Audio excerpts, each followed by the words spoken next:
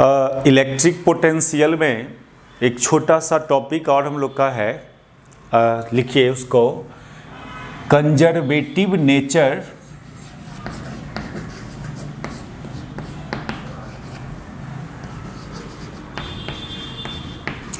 Of electric field. Conservative nature of electric field. देखिए ये conservative word हम लोग 11 में वर्क एनर्जी पावर चैप्टर में पहली बार सुना था। Conservative force, non conservative force, इसकी बात हम लोग 11 में किए थे। तो वहाँ पर कंजर्वेटिव फोर्स का क्या डिफिनीशन था, वही डिफिनीशन यहाँ पर फील्ड के लिए, कंजर्वेटिव फील्ड के लिए। Field is also a force exerted on 1 coulomb charge. तो वही डिफिनीशन कंजर्वेटिव फोर्स का, वही मीनिंग इस फील्ड के लिए भी होगा। तो वो डिफिनीशन याद करें हम लोग, conservative field and force. Field is also a force. तो इसको आप जनरल एक डिफिनीशन की बात करें, a vector is said to B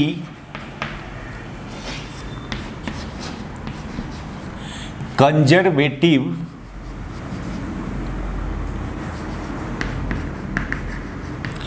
if its line integral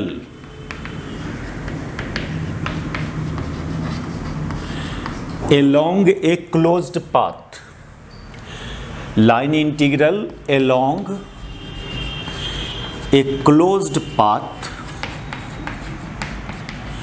will be 0। ये जनरल डिफिनीशन किसी भी वेक्टर को कंजर्वेटिव बोलने का, कि उस वेक्टर का line integral along closed path 0। अभी हम लोग इलेक्ट्रिक फील्ड वेक्टर की बात कर रहे हैं, that is line integral means, किसी भी वेक्टर का लाइन इंटीग्रल मीन्स उस वेक्टर का आप डॉट प्रोडक्ट कर दे एक स्मॉल एलिमेंट वेक्टर से, ई डॉट डी आर। इसको mathematically line integral of vector E बोलेंगे। Along a closed path, closed path के एलोंग आप लाइन इंटीग्रल कर रहे हो तो इसमें एक सर्कल का साइन डाल दो, ये 0 होगा। तो वेक्टर ई को यदि ऐसा है, if vector E dot D R का integral along closed path, vector E का इंटीग्रल एलोंग क्लोज्ड पाथ, इसका मैथमेटिकल मीनिंग इसको बोलते हैं मैथमेटिकली हम लोग line integral of vector E along closed path. तो किसी भी वेक्टर का लाइन इंटीग्रल मींस उस वेक्टर का डॉट प्रोडक्ट करना स्मॉल एलिमेंट वेक्टर से और उसका इंटीग्रेशन करना। इसको मैथमेटिकल नेम नोमेनक्लेचर इस एक्सप्रेशन का line integral of vector E. और एलोंग क्लोज्ड पाथ, मान लो ये एक क्लोज्ड पाथ है जिसको आप इलेक्ट्रिक फील्ड में, सपोज करो इस क्लोज्ड पाथ को एक इलेक्ट्रिक फील्ड में ड्रॉ कर रहे हो। ये इलेक्ट्रिक फील्ड है जिसमें क्लोज्ड पाथ लाई कर रहा है हम लोग का। तो इसके अलोंग वेक्टर ई का लाइन इंटीग्रल कैसे फाइंड करेंगे? तो आप इस क्लोज्ड पाथ में से एक स्मॉल एलिमेंट वेक्टर इमेजिन करें। इसी स्मॉल एलिमेंट वेक्टर को डी आर या डी एल से भी डिनोट किया जाएगा। और जहाँ पर आप ये एलिमेंट ले रहे हो उस जगह का इलेक्ट्रिक फील्ड वेक्टर मान लो वेक्टर ई है। जरूरी नहीं है वेक्टर डी आर और वेक्टर ई सेम डायरेक्शन में हो। तो लाइन इंटीग्रल, कोई वेक्टर का लाइन इंटीग्रल कैसे फाइंड करेंगे हम लोग? कोई किसी पाथ के लॉन्ग, वो पाथ क्लोज्ड भी हो सकता है, ओपन भी हो सकता है। तो उस पाथ में से एक एलिमेंट कंसीडर करेंगे, उस एलिमेंट को वेक्टर डी आर से डिनोट करेंगे और उस एलिमेंट वेक्टर का डायरेक्शन टेंजेंशियल लिया जाएगा, डी आर वेक्टर का डायरेक्शन टेंजेंशियल। अब जहाँ पर आप एलिमेंट कंसीडर किया, सपोज करो वहाँ पर वो वेक्टर है वेक्टर ई। इट में भी पॉसिबल अलग अलग पॉइंट पर अलग अलग हो vector E, non uniform field होगा तो आपको जिस जगह एलिमेंट लिया गया है वहाँ का वेक्टर चाहिए। तो मान लिया उस एलिमेंट के पोजीशन पर वेक्टर है ई। अब आप इस ई वेक्टर को dr से डॉट प्रोडक्ट कर दो, then vector E dot dr, इसको रीड करते हैं हम लोग line integral of vector E along element, इसको बोलेंगे line integral of vector E along element. और जब आप इसको इंटीग्रेट कर दोगे पूरे इस क्लोज्ड पाथ के लिए तो line integral of vector E along the closed path कहलाएगा। जब तक इंटीग्रल का साइन आप नहीं डाले हैं तब तक इसको तब भी लाइन इंटीग्रल बोलेंगे इसको, लेकिन अलोंग एलिमेंट बोला जाएगा। तो ये मैथमेटिकल प्रोसेस है किसी भी वेक्टर का लाइन इंटीग्रल फाइंड करने का, कि आप उस कर्व में से जिस कर्व के लॉन्ग लाइन इंटीग्रल फाइंड करना है उसमें से एक एलिमेंट कंसीडर करें, उस एलिमेंट को वेक्टर dr और वेक्टर dl से डिनोट करेंगे, और फिर जहाँ पर एलिमेंट लिया गया उस एलिमेंट के पोजीशन पर क्या है वो वेक्टर वो पता करेंगे। तो जैसे कि मान लिया उस वेक्टर एलिमेंट के पास जो इलेक्ट्रिक फील्ड वेक्टर है वेक्टर ई, और फिर उस वेक्टर को उस एलिमेंट वेक्टर से डॉट प्रोडक्ट कर देना, तो वो कहलाएगा line integral along the element. और फिर उसको इंटीग्रेट कर दो तो line integral along whole curve हो जाएगा। यहाँ पर dr वेक्टर को एलिमेंट वेक्टर रीड करते हैं, इस वेक्टर dr को एलिमेंट वेक्टर, और ये तो always directed tangential to the curve, vector dr का direction tangential to the curve, directed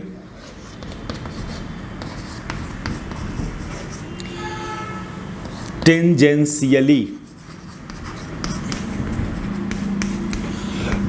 तो ये एक जनरल मेथड है लाइन इंटीग्रल का। आप जो लाइन इंटीग्रल फाइंड कर रहे हो जरूरी नहीं क्लोज्ड कर्व के ये लॉन्ग फाइंड किया जाएगा, ओपन कर्व के। लेकिन यहाँ पर जो कंजर्वेटिव वेक्टर की बात कर रहे हैं तो कोई वेक्टर को कंजर्वेटिव बोलेंगे, जरूरी नहीं वो इलेक्ट्रिक फील्ड वेक्टर ही हो या इलेक्ट्रिक फोर्स वेक्टर हो या ग्रेविटेशनल फोर्स। आप 11 में only conservative vector force, conservative में फोर्स की बात ओनली किए थे, कंजर्वेटिव फोर्स।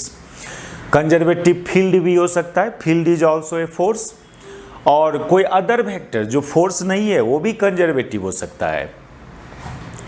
एक जनरल नाम कंजर्वेटिव, उसमें जरूरी नहीं कि फोर्स और फील्ड ही कंजर्वेटिव, कोई भी अदर वेक्टर जो फोर्स नहीं है फील्ड नहीं है लेकिन वेक्टर है वो कंजर्वेटिव हो सकता है इफ उस वेक्टर का line integral along closed path 0 हो, तो उस वेक्टर को कंजर्वेटिव बोलेंगे। 11 लेवल में हम लोग कंजर्वेटिव फोर्स को वर्क डन के टर्म्स में डिफाइन किए थे कि work done by conservative force along closed path will be 0, इस तरह से डिफाइन किया था कंजर्वेटिव फोर्स को। तो ये क्या है, लाइन इंटीग्रल आप कर रहे हो तो ये तो एक तरह से आप फिजिकली बोले, इसको फिजिकल नेम नोमेनक्लेचर यदि इस इंटीग्रल का करें तो क्या है, ये work done by electric field ही है।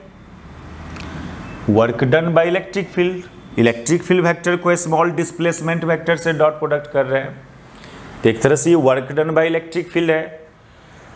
देखो वर्क तो तब बोलेंगे इस इंटीग्रल को जब यहां पर वो वेक्टर फील्ड या फोर्स हो, तब आप इसको इस लाइन इंटीग्रल का फिजिकल नाम दे सकते हो वर्क डन। लेकिन जब ये वेक्टर फोर्स और फील्ड नहीं होगा तो फिर उसका कोई फिजिकल नाम नहीं दे सकते हैं, उस केस में मैथमेटिकल नेम ही चलेगा, line integral of that vector.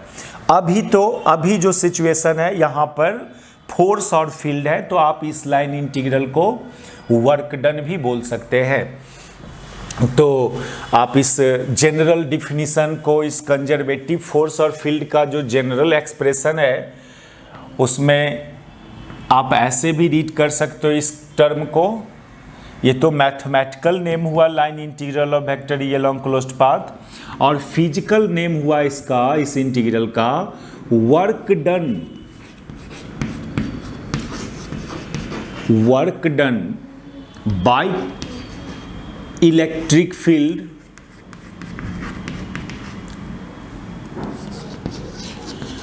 along closed path। ये वर्क की बात तब करना जब यहां पर फील्ड हो या फोर्स हो। कोई अदर वेक्टर होगा तो जनरल नाम ही लेंगे, line integral of that vector along closed path will be zero. जरूरी नहीं है कि फोर्स और फील्ड ही कंजर्वेटिव होगा। All such vector whose line integral along closed path will be zero is called conservative vector. अब वो कंजर्वेटिव वेक्टर फील्ड भी हो सकता है, फोर्स भी हो सकता है, कोई अदर वेक्टर भी हो सकता है। एक एग्जाम्पल अदर वेक्टर में भी ले लें। आप लिक्विड का वेलोसिटी वेक्टर का लाइन इंटीग्रल करेंगे तो अलोंग क्लोज्ड पाथ तो वो भी जीरो होता है।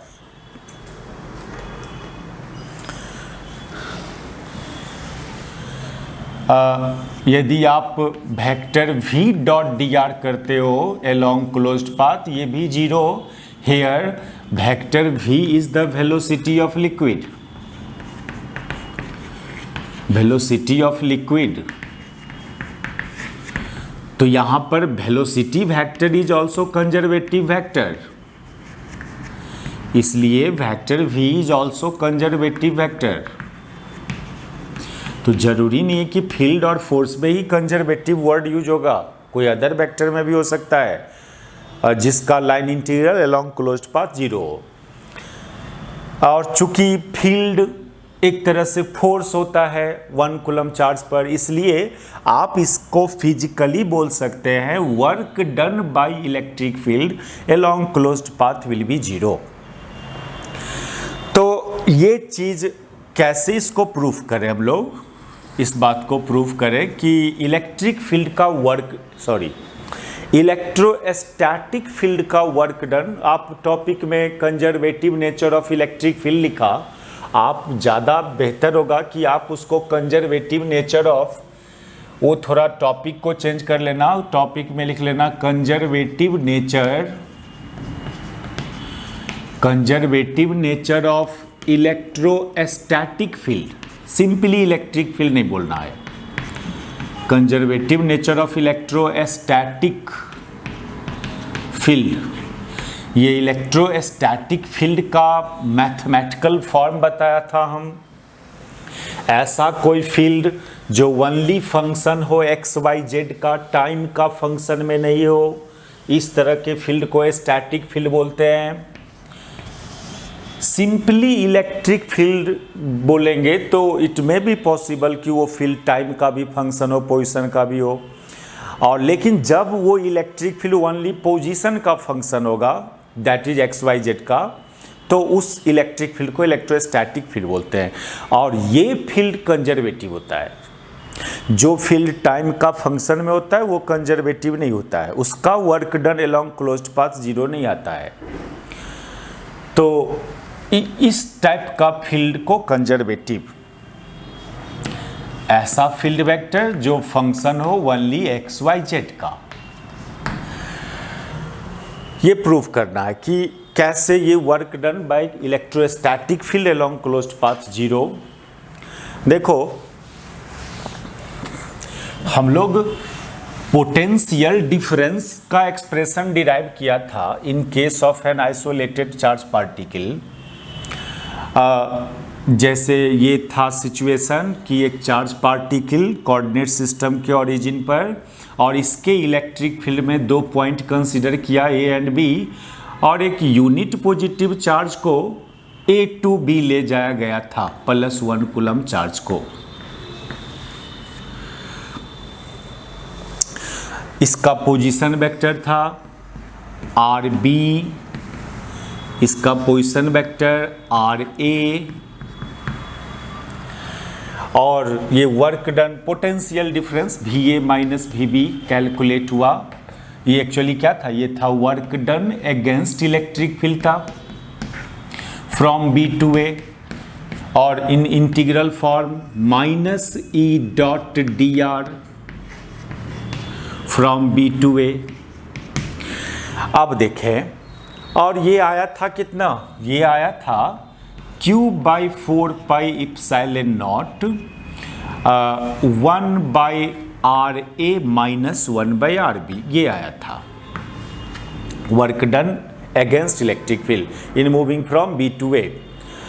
अब आप एक काम करो, इसमें यदि पाथ क्लोज्ड होता और जहां से चले वहीं पर मान लो यदि आ जाना है, क्लोज्ड पाथ में ऐसा पॉसिबल है, मान लो B से चले और B पर ही आ गए ट्रेवल करके, तो फिर क्या होगा, B से चले B पर ही आ गए, तो ये जो initial and final position same हो गया, दैट इज RA की जगह भी RB ही सब्स्टिट्यूट करोगे in case of closed path. In case of closed path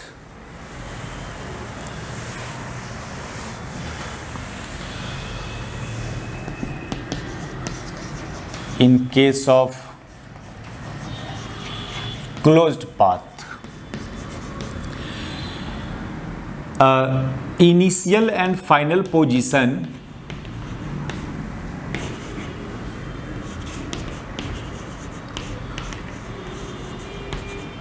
will be same। Closed path पर ट्रेवल करना, आपके द्वारा ट्रेवल पाथ क्लोज्ड होगा कब, जब आप B से चले तो फिर B पर ही आ गया, that is A coincides with B, A coincides with B, that is RA equal to RB, and then ये VA minus VB equal to 0, that is work done by electric field. ये जो term है E dot D R minus E dot D R B, ये 0 हो जाएगा और path हो गया क्लोज्ड। तो clearly work done by electrostatic field in closed path will be 0। ये प्रूव्ड हो रहा है ये चीज यहां से, यदि पाथ क्लोज्ड होगा तो इट मीन्स दैट कि जहां से चले फिर वहीं पर आप आ गए। ये चार्ज था, आप B से चला मान लो और B पर ही आ गए ट्रेवल करके, तो B और A दोनों कोइंसाइड कर गया, तो इस केस में RA इक्वल टू RB हो जाएगा, यही RA भी हो गया और यही RB भी हो गया, तो ये पोटेंशियल डिफरेंस 0 आना, यानी work done by electric field 0 आना। तो एक तो ये डिफिनेशन किसी भी वेक्टर को, जरूरी नहीं इलेक्ट्रिक फील्ड वेक्टर को ही, किसी भी वेक्टर को कंजर्वेटिव तब बोलेंगे जब उसका वर्क डन एक स्पेशलाइज्ड नेम हुआ, एक तो फिजिकल नेम हुआ कि जब वो वेक्टर फील्ड हो या फोर्स हो तभी ओनली वर्क डन की बात करेंगे। इन जनरल यदि वो वेक्टर फील्ड और फोर्स नहीं है लेकिन उसका वर्क डन क्लोज्ड पाथ पर 0 आ रहा है, तो उसका एक जनरल मैथमेटिकल नेम लो आप कि line integral of a vector along closed path will be 0, then that vector is called conservative. अच्छा, एक और बात, कंजर्वेटिव वेक्टर का जो नेचर है, एक तो ये नेचर हुआ कि उसका work done along closed path या line integral along closed path will be 0। एक और प्रॉपर्टी कंजर्वेटिव वेक्टर में, एक प्रॉपर्टी और इसमें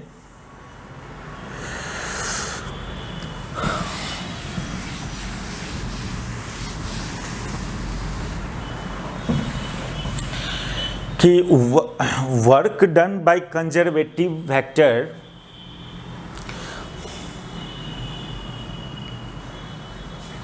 is independent from the path.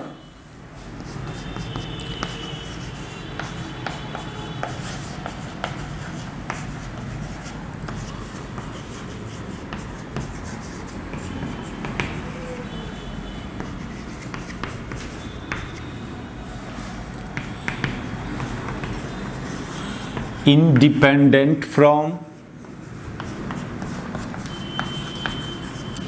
the path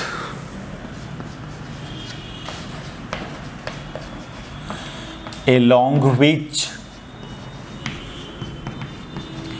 particle is taken from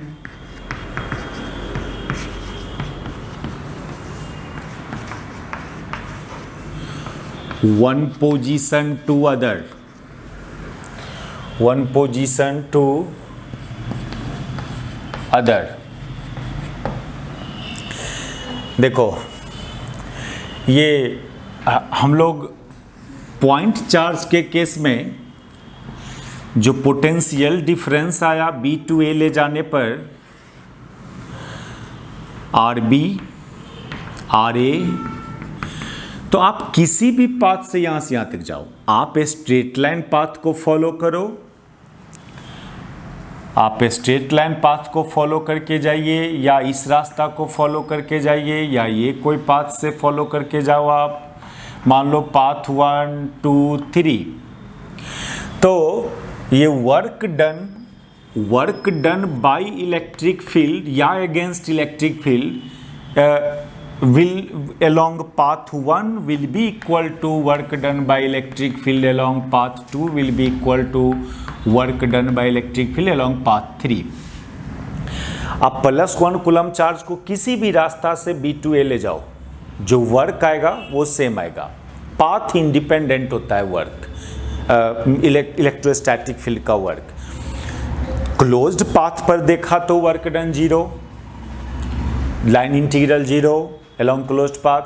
लेकिन ओपन पाथ की बात यदि आता है तो ओपन पाथ में क्या प्रॉपर्टी है कि आप one position to other position किसी भी रास्ता से जाओ, इस रास्ता से जाओ या डायरेक्ट जाओ या कोई अदर रास्ता से जाओ, सब रास्ता से work done by electrostatic field equal same आएगा। और इस बात का भी मैथमेटिकल प्रूफ आपका देखें, आप इसमें वर्क डन फाइंड किया था, work done against electric field actually हम लोग फाइंड किया था, जो VA माइनस VB देता था, जो आया था कितना Q/4πε0 1/RA माइनस 1/RB। अब एक्सप्रेशन को देखिए, जो एक्सप्रेशन आ रहा है वर्क डन का ओनली RA एंड RB पर डिपेंड कर रहा है, B और A के पोजीशंस पर ओनली डिपेंड कर रहा है, पाथ लेंथ से इंडिपेंडेंट है, ये depends on position of point A and B only. तो इस एक्सप्रेशन का ये प्रॉपर्टी है कि clearly work done against electric field depends only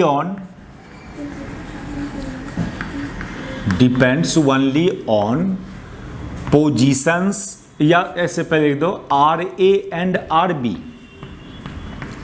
that is on the position of A and B, on the position of A and B। आप किस path से गए, पाथ का कोई प्रॉपर्टी यहां पर इन्वॉल्व नहीं है एक्सप्रेशन में, तो पाथ इंडिपेंडेंट। इसको आप ऐसे भी बोल सकते हो कि potential difference between two point, ये पाथ इंडिपेंडेंट होता है। आप +1 कूलम को किस रास्ता से ले जाके वर्क डन करवा के पोटेंशियल डिफरेंस ला रहे हो, इससे मतलब नहीं रहता है।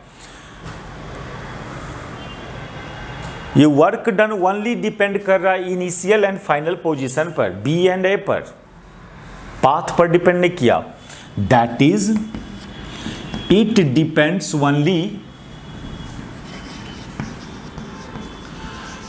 Depends only on initial and final position.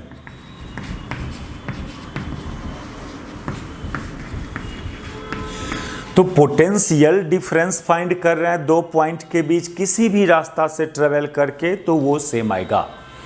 That is potential difference between two point is independent from the path along which one can travel from one point to other point। Thus potential difference between 2 point work done against electric field means potential difference between 2 point, potential difference between 2 point is independent from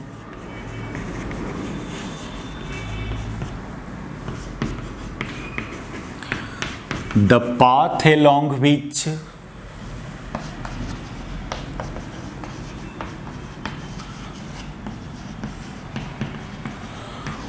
one goes from one point to other point। ये इस चीज़ का use करना है future में हम लोग को। Electric circuit जब पढ़ेंगे तब करंट इलेक्ट्रिसिटी में वहाँ पर सर्किट होगा और सर्किट के दो पॉइंट के बीच का पोटेंशियल डिफरेंस फाइंड करने की नौबत पड़ता है। बहुत बार ऐसा आपको सिचुएशन मिलेगा, पोटेंशियल डिफरेंस बिटवीन 2 पॉइंट। तो आप कोई भी रास्ता को फॉलो कर लेना, बहुत सारे पॉसिबल रास्ता आपको दिखेगा उस पॉइंट से उस पॉइंट तक जाने का। आप किसी भी रास्ता को फॉलो करके पोटेंशियल डिफरेंस फाइंड कर लेंगे। अच्छा, एक ये path independent work done by electrostatic field is path independent and work done by electrostatic field is zero along closed path. तो दैट इज वाई ये जो प्रॉपर्टीज एग्जिस्ट कर रहा है इलेक्ट्रोस्टैटिक फील्ड में, इसलिए इसको कंजर्वेटिव फील्ड और फोर्स बोले। और इस फील्ड और फोर्स से जो वर्क आया, वर्क तो जनरली एनर्जी के रूप में कन्वर्ट होता है सिस्टम में, चाहे काइनेटिक एनर्जी या पोटेंशियल एनर्जी के रूप में कन्वर्ट होगा वो वर्क डन। तो मान लो वो वर्क डन एनर्जी में कन्वर्ट हुआ, काइनेटिक या पोटेंशियल जो भी एनर्जी में कन्वर्ट हुआ, वो एनर्जी कंजर्व रहेगा। वर्क डन किसी भी रास्ता से सेम आना मीन्स किसी भी रास्ता से जाएंगे तो सिस्टम का एनर्जी कांस्टेंट रहेगा। कंजर्वेटिव फोर्स का वर्क डन से जो एनर्जी एग्जिस्ट करता है वो एनर्जी कांस्टेंट रहता है, कंजर्व रहता है, सिस्टम का टोटल एनर्जी कांस्टेंट रहेगा। और दूसरा बात, जिस फील्ड और फोर्स का वर्क जीरो आया उसमें एक प्रॉपर्टी ये कि सिंस वर्क डन या line integral of electric field along closed path zero, ये it means that the field line represented by this field, जिसको आप इलेक्ट्रिक फील्ड लाइंस बोलते हो या लाइंस ऑफ फोर्स भी बोलते हो, ओपन होना, नॉट क्लोज्ड। ये इस मैथमेटिक्स का फिजिकल सिग्निफिकेंस ये कि उस फील्ड को, जिस फील्ड का वर्क डन जीरो आ रहा है along closed path, that is उस फील्ड को आप जिस कर्व से रिप्रेजेंट करेंगे वो कर्व ओपन कर्व होगा, क्लोज्ड नहीं होगा।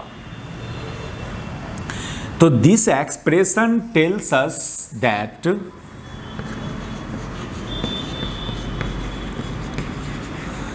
this expression says that the field line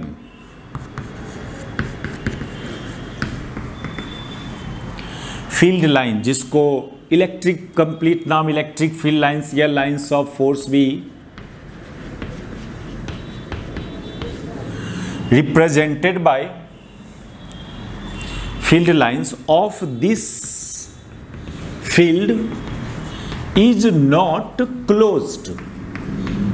ये मैथमेटिक्स ये कहता है कि जिस वेक्टर का line integral along closed path zero आ रहा है, उस वेक्टर को जिस कर्व से आप डिनोट करेंगे, जिस कर्व को, यदि फील्ड है तो फील्ड लाइंस बोलेंगे उस कर्व को। और जरूरी नहीं, अब जैसे लिक्विड का वेलोसिटी भी एक कर्व को फॉलो करता है, एक पाथ को ट्रेवल करता है, उस कर्व को स्ट्रीम लाइन बोलते हैं, वहाँ पर उसको फील्ड लाइन नहीं बोला जाता है। तो उस वेक्टर को जिस कर्व से डिनोट कर रहे हैं आप, इलेक्ट्रिक फील्ड वेक्टर को आप जिस कर्व से डिनोट करते हो उसको इलेक्ट्रिक फील्ड लाइंस बोलते हो। लिक्विड के वेलोसिटी वेक्टर को जिस कर्व से डिनोट करते हो उसको स्ट्रीम लाइन बोलते हो। तो वो सब ओपन कर्व होगा, क्लोज्ड नहीं होगा।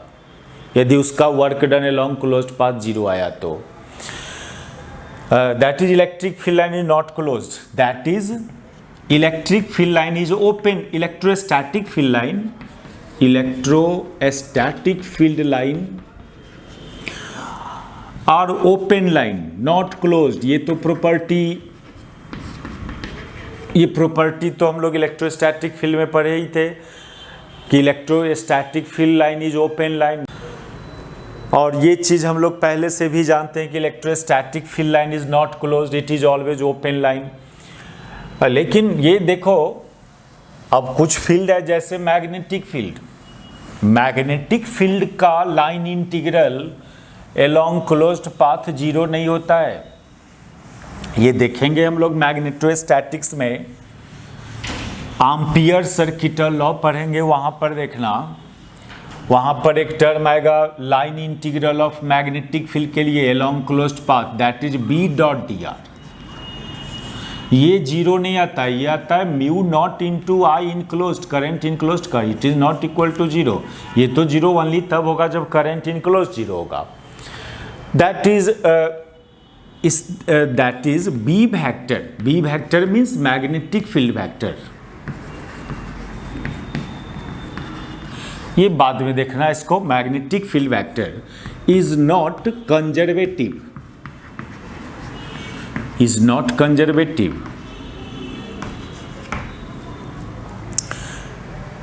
इसलिए magnetic force is also not conservative. Electrostatic field is conservative. Electrostatic field से जो फोर्स आया जिसको इलेक्ट्रोस्टैटिक फोर्स बोलेंगे, वो फोर्स भी कंजर्वेटिव। उस फोर्स का work done path independent.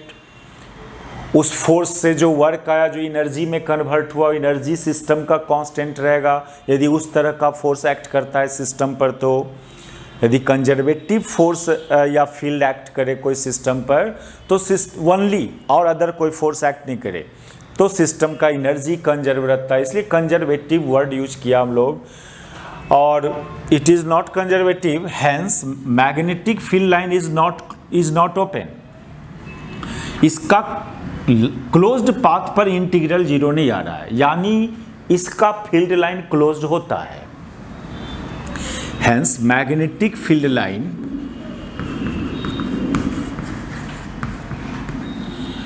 Is closed, it is not open. और जानते भी हम लोग magnetic field line is always closed. ये 10th लेवल से ही इस चीज़ को आपको पता है। एक मैग्नेट आप लेते थे नॉर्थ पोल साउथ पोल, तो नॉर्थ पोल से राइज करते थे, साउथ पोल पर टर्मिनेट, और अंदर में ऐसा क्या है, क्लोज्ड लाइन है ये। Magnetic field line is closed line. Electric field line is also closed line, लेकिन वो इलेक्ट्रिक फील्ड इलेक्ट्रोस्टैटिक फील्ड नहीं, दूसरा इलेक्ट्रिक फील्ड है जो देखा जाएगा मैग्नेटिक इफेक्ट ऑफ करंट में। उस चीज़ को हम लोग देखेंगे। दो नेचर का इलेक्ट्रिक फील्ड, एक तो स्टैटिक फील्ड जो एक्स वाई जेड का फंक्शन, पॉइंट का फंक्शन, जो फील्ड पॉइंट का फंक्शन हो, ओनली एक्स वाई जेड पर डिपेंड करे, टाइम पर डिपेंड नहीं करे, वो इलेक्ट्रोस्टैटिक फील्ड। और उस फील्ड का फील्ड लाइन ऑलवेज ओपन। तो एक मैथमेटिक्स